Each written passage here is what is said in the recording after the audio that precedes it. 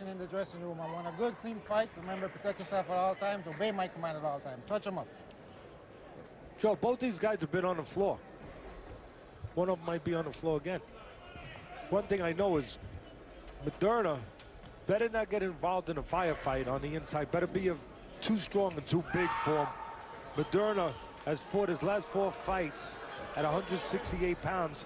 But before that, I mean, his last 4 fights at 168 pounds, and half of his career, Maderna that is, at super middleweight. While beterbiev has never been below 174 pounds. So we basically have a light heavyweight, beterbiev, versus a super middleweight, a blown up super middleweight in Maderna, who, by the way, and this is kind of inexplicable, Joe, came in heavy at the weigh-in, 2.5 or 2.2 pounds heavy. That stunned me when we came to Montreal because of the fact of what you just said, a super middleweight most of his career. To come in overweight, he took an hour to take off what he said was just water weight, so he didn't have an issue then making weight. But I was shocked to hear that original weight he came in on the scale at. Yeah, the heaviest of his career, obviously, for Maderna tonight. Both fighters dealing with inactivity. Beterbiev been off for a year. We heard about that. Maderna been off a little over a year, almost 13 months.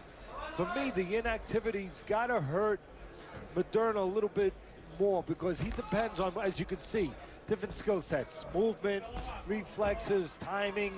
You know, Beterbiev depends more on strength, straight ahead, forward motion, and power. And usually that is not eroded by time off. The other skill sets, they can be impacted more from time off. Power that has seen his 9-fight career add up to only 26 rounds of boxing with the 9 knockouts so far. Beterbiev, both fighters feeling it out a little bit. Beterbiev, for me, he's got to start doing a little of that feeling out to the body. You've already gotten a peek at Maderna. He's going to use those wheels a little bit, those legs a little bit to keep you off balance. No better way to slow that down than to take a little air out of the tires and go to the body. For me, I would think the corner of Beterbiev would have instituted that into the fight plan, going downstairs.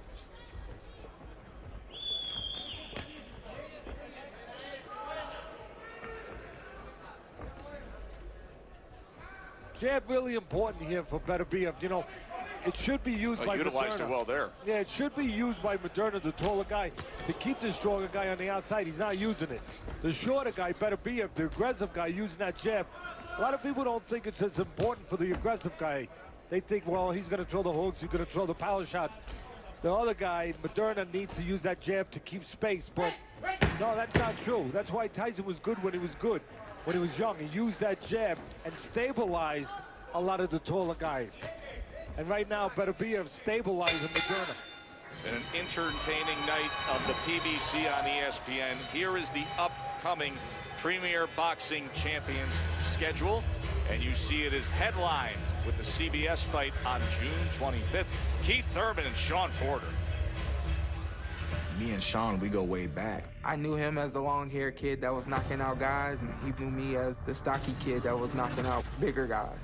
I am the one who is at the top of the ladder. Beating him establishes me as the #1 welterweight in the world. We're coming upon a new chapter. I just want to show the world why I'm the baddest. It's about establishing greatness. Speed, power, quickness. Know the enemy. I break them down little by little. This is the most important fight to me. This is everything.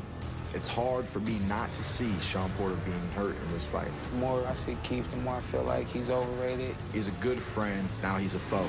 I'm gonna treat him like any other foe.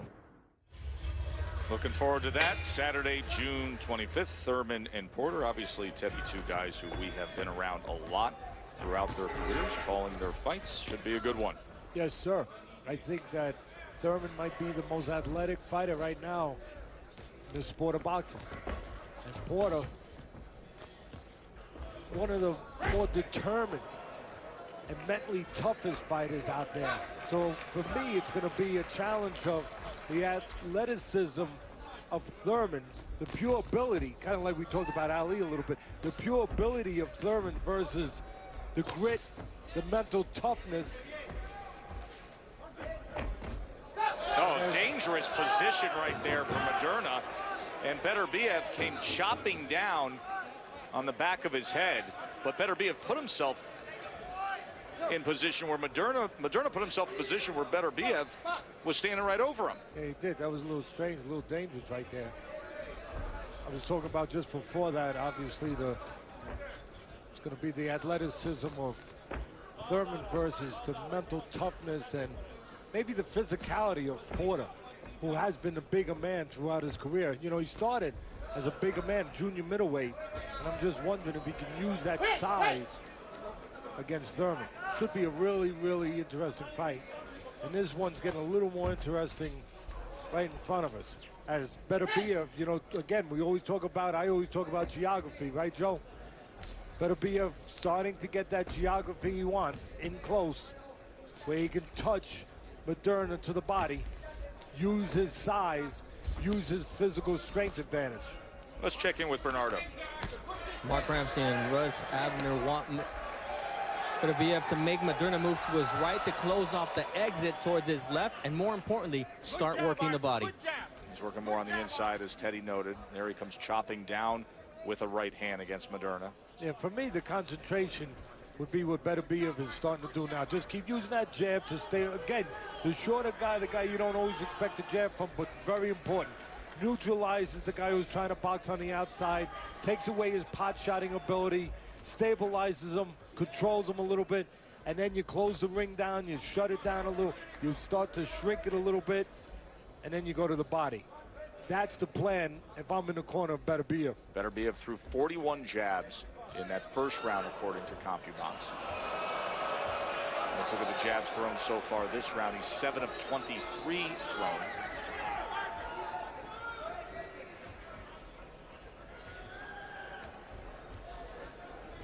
Most fights for Maderna have been in Argentina. This is his first fight in North America, Canada. Coming to the end of round number 2 here in Montreal. Well, Look Like a Champ is brought to you by Just for Men, and tonight it's a quote from the champ. He who is not courageous enough to take risks will accomplish nothing in life. Ali took risks inside and outside the ring his whole life. And as we continue to pay tribute to the greatest of all time, Muhammad Ali, we have talked so much in the course of the past 24 hours, our reflections. Teddy, it's been wonderful hearing your personal reflections. I think for many of us who have made this sport their career, we're always sizing up the pound-for-pound list, the greatest heavyweight of all time. I'll just simply say this. In my lifetime, Teddy, we haven't had anybody, and I don't think we ever will have another American athlete so globally recognized and so socially significant. I just don't know that the society we're in right now and where sports is capable of even producing a Muhammad Ali. Point well taken. Round 3 here of our main event. Artur Beterbiev is off to a sensational start to his career. 9-0, 9 knockouts. He's out of action because of the shoulder injury over the course of the past year. And now here in his adopted town of Montreal, looking to showcase his skill back in the ring against the Argentinian Ezequiel Maderna. I just mentioned real quickly, there's no arguing the greatness of Ali. There was a great heavyweight named the Brown Bomber, Joe Louis, and he was involved in about as significant and pressurized a fight that I think the world will ever see. I completely agree with you. That second fight with Max Schmeling, when the whole world was watching, when Nazi Germany was raising their ugly head with Hitler behind it and threatening to take over the world.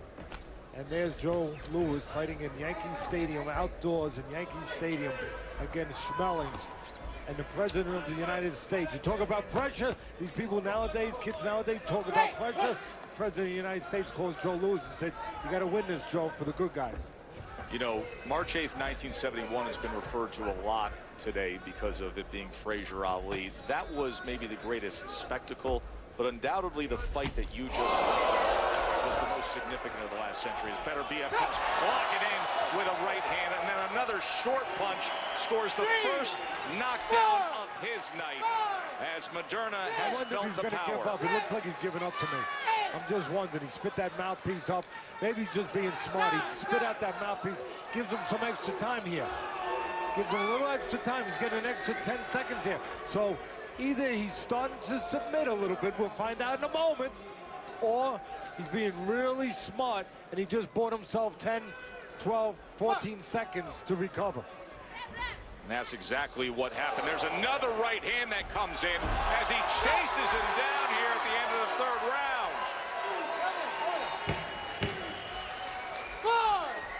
I wonder what's going on in his mind right now, Maderna.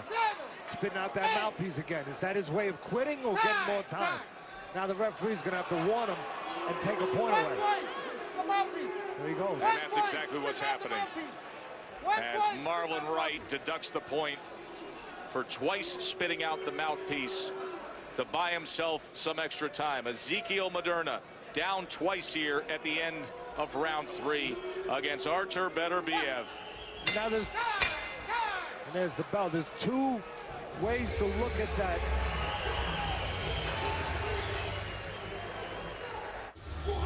Take a look at these two knockdowns. Here comes the first one. Beterbiev gets in close, and there's the looping right hand around the glove. The glove's up, you go around the glove with that looping shot. The last shot really not much. It was the first one.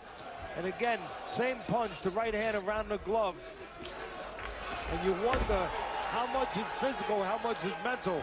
Yes, Maderna's being hurt, but he's being discouraged too. And you wonder if he's starting to give in. Third time he has now been down. And there's a lot ticking on that clock of this fourth round for him to survive. The heavy-handed Artur beterbiev on the hunt. Now Maderna has a way of getting out of here. If he wants to get out of here without getting hit, he could spit that mouthpiece out. Don't think fighters don't do it. Sometimes they find tremendous ways to overcome, and sometimes they give in.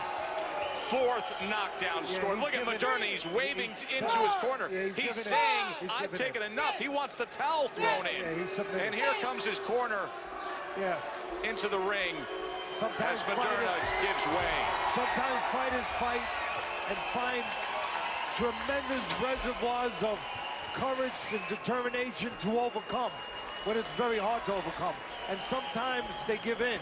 It's just too much for them to overcome. Maderna gave in. As advertised, is Artur beterbiev now 10-0 with 10 knockouts to start his career. Well, it was kind of, the writing was on the wall, I guess you could say a little bit, Joe, because Maderna coming in heavy, you know, junior, super middleweight, really, most of his career, and he can't make the light heavyweight limit, comes in 2.5 pounds heavy. That kind of told you right there where his interest level was, or his seriousness level, and it wasn't real high. As Artur beterbiev continues his march up the light heavyweight ranks. There's Adonis Stevenson, #1 according to ESPN.com. Light heavyweight titleist, of course, Kovalev and Andre Ward moving up to 175 as well. It is a loaded division, and beterbiev continues to impress. Yeah, I don't want to see these kind of fights with beterbiev anymore. I'd love to see him with Stevenson, though. That'd be great. That would be an interesting fight. You know, the determination, the chin, you know, the aggression of beterbiev versus the pure power of the southpaw Stevenson. Stevenson does have hydrogen power in that left hand. What a fight that would be here in Montreal. Teddy, take us through it.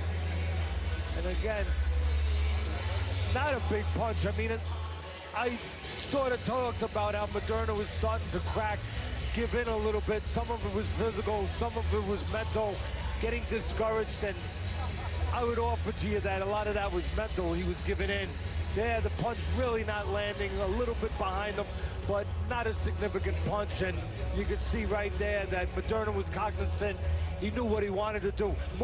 Better yet, he knew what he didn't want to do. He didn't want to fight anymore. Especially considering how he was hurt in that third round from this man.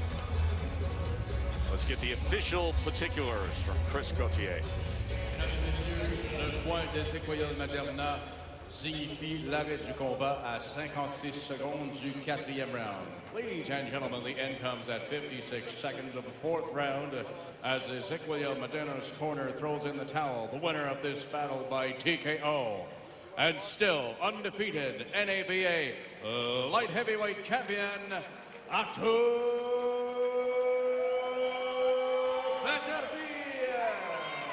A two-time Russian Olympian